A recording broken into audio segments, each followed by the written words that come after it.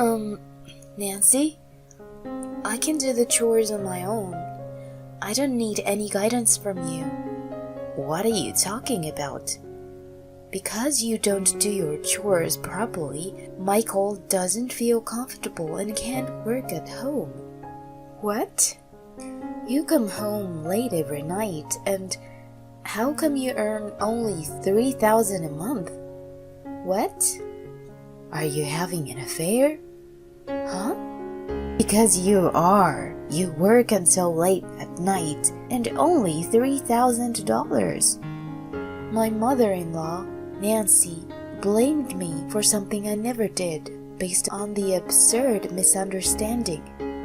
I sighed and I said, "It's my husband's statement, you know."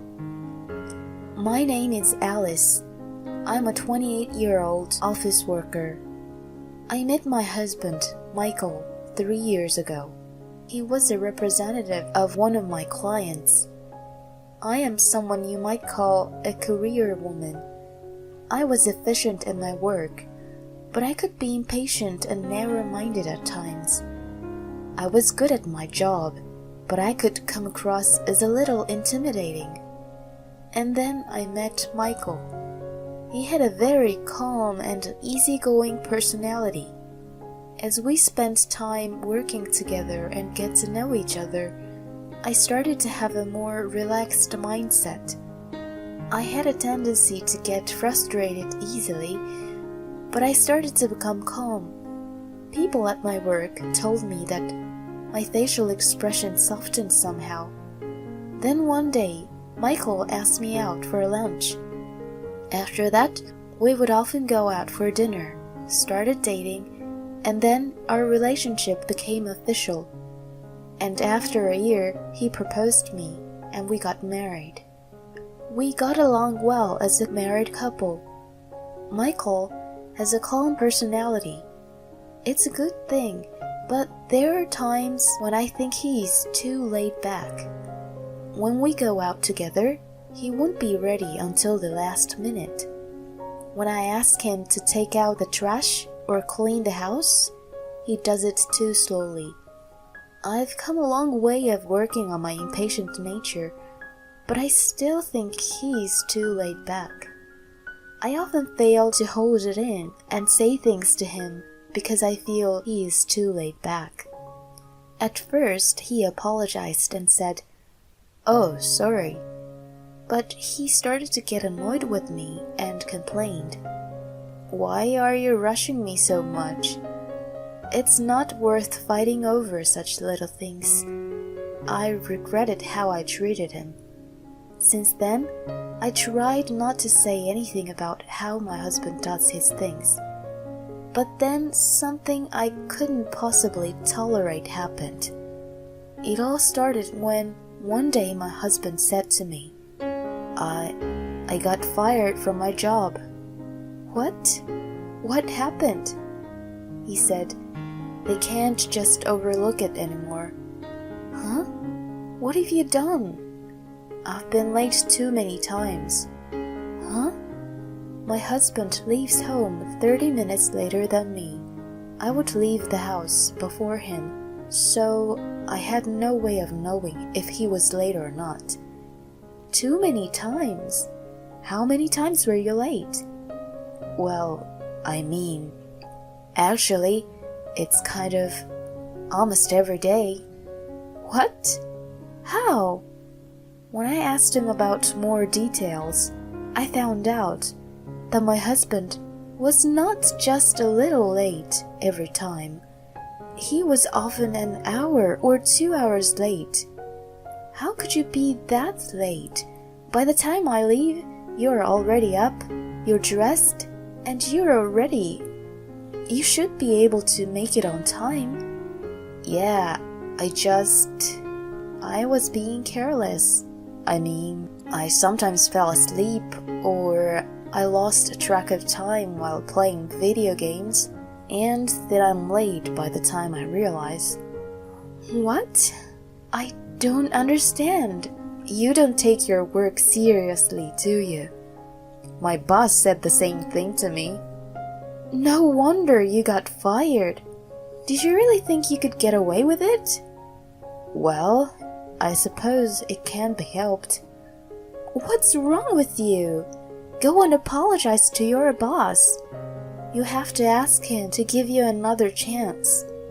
No, that won't be possible. I've already said I understood. Why did you quit the company so easily?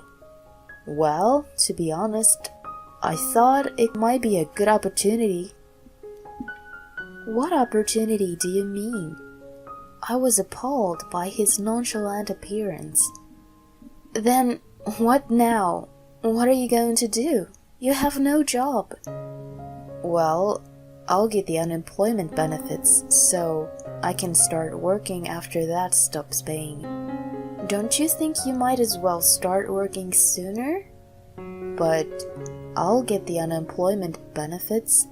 I don't need to push myself to work. Seriously?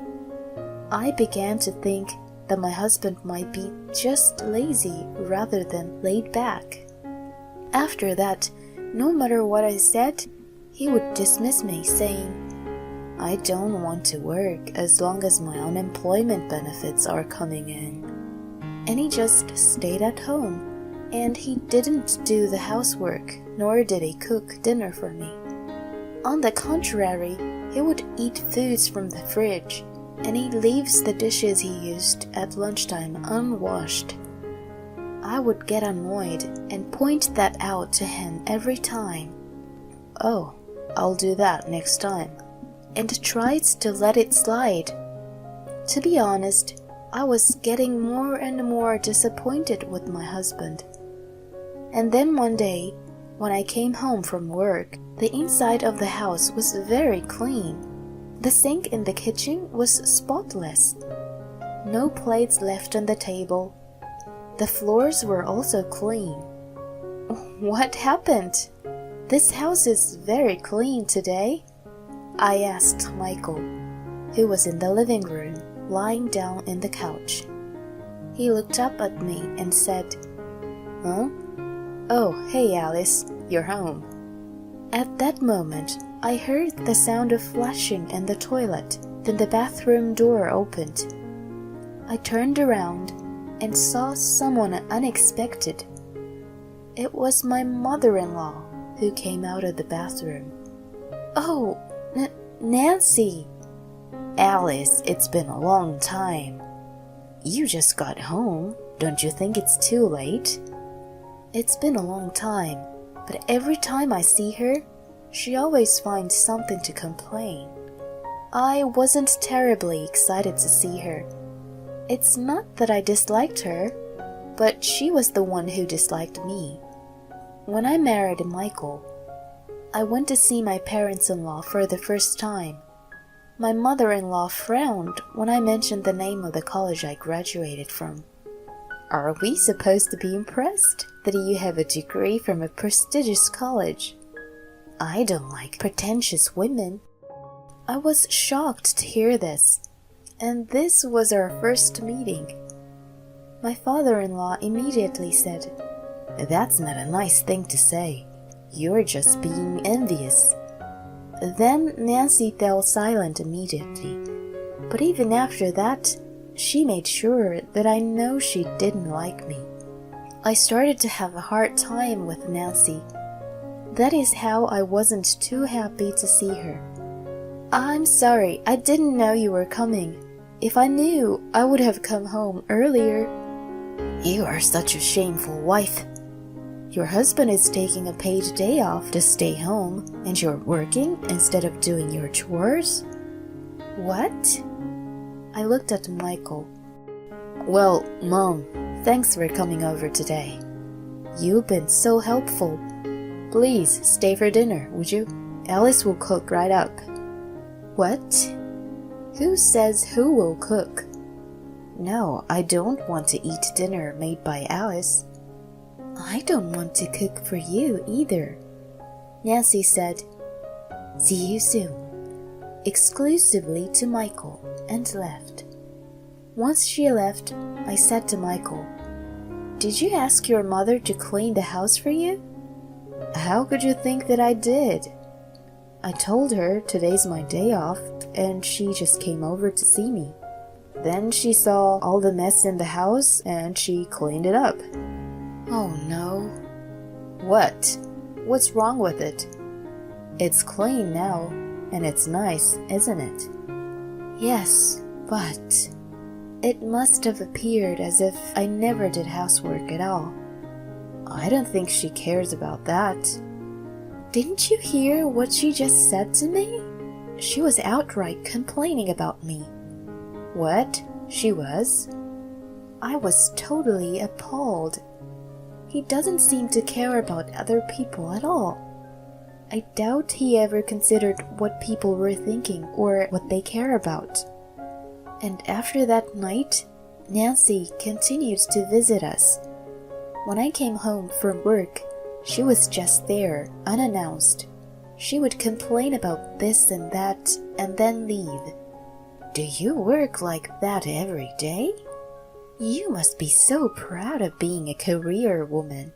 But I wish you didn't neglect your work as a wife.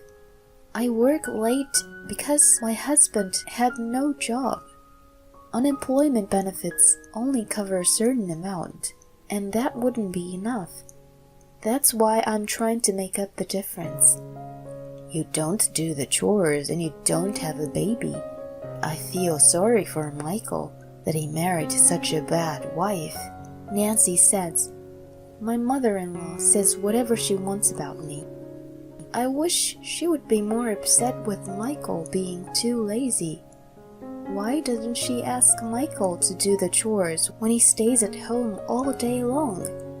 Is it because she just doesn't like me that she keeps complaining about me all the time? Last time, Michael played dumb by saying that it was his paid day off.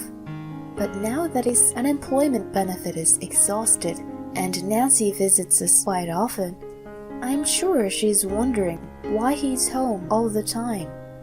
Michael did start working after his unemployment benefits ended, but it was only a part-time job, and it's only on Saturdays and Sundays. Apparently, he wanted to stay home during the weekdays because I was out for work and he had the house to himself. I've cut him so much slack up until now, but this has become too much. Hey, would you be able to work a little more? You know, just because I'm working full-time, it doesn't mean you can afford to be a part-timer. What if we're going to have a baby? We're going to need a lot more money. What? Are you going to have a baby? I said if. Oh well, why do you have to talk about something that hasn't happened yet? I'm just trying to say that I want you to get a proper job. Why do I have to? We are happy enough just the way we are now. That's because I'm working overtime and earning money, isn't it? I think you're good at work, so it's good that you're working longer hours. You can do a little more at least, can't you? I'm already doing my hardest. You have your mom to do the housework, don't you? She's visiting because she wants to see me. Oh, speak of Mom, she said since she'd been visiting here so often, maybe she should move in. What? No, wait. I don't want to do that. Why not? Because your mom and I don't get along. You know that. I think you guys are doing just fine. How can you possibly think that? I'm telling you, I don't like this idea. Don't say that. I've already told her that would be no problem. Mom's more than ready. Oh boy. I had enough. Michael was acting so randomly. Nancy usually visited our house on weekdays when Michael was home, but now she started visiting on weekends too while he was out for work. Nancy said, I am going to train you to be a better housewife because you'll be living with me soon. A real wife should be good at housework. Nancy would say something like that and kept giving me all kinds of instructions. I was left alone with my mother-in-law on my days off, and I was forced to do the housework with my mother-in-law all day. I was pressured and exhausted. Nancy? I can do the housework just fine by myself. I don't need your instructions. What are you talking about? It's because you can't do the housework properly that Michael cannot focus on work at home. What? What do you mean? Michael told me. You are too busy at work and barely home, and the house is too messy to concentrate on his work from home. That's why I come here regularly, to do the housework that you are supposed to do. Wait a minute. Did Michael say that? Yes, he did. He told me he couldn't complain because you seem to be enjoying your work so much. He's such a kind boy. And you, on the other hand, you took advantage of Michael's kindness and neglected your obligations. Also, I just found your pay stub. You're not even making good money at all. What? Did you just read my pay stubs without asking me first? Shut up. I found it when I was cleaning up. By the way, you come home late every night to earn only $3,000 a month? What? Are you having an affair? What?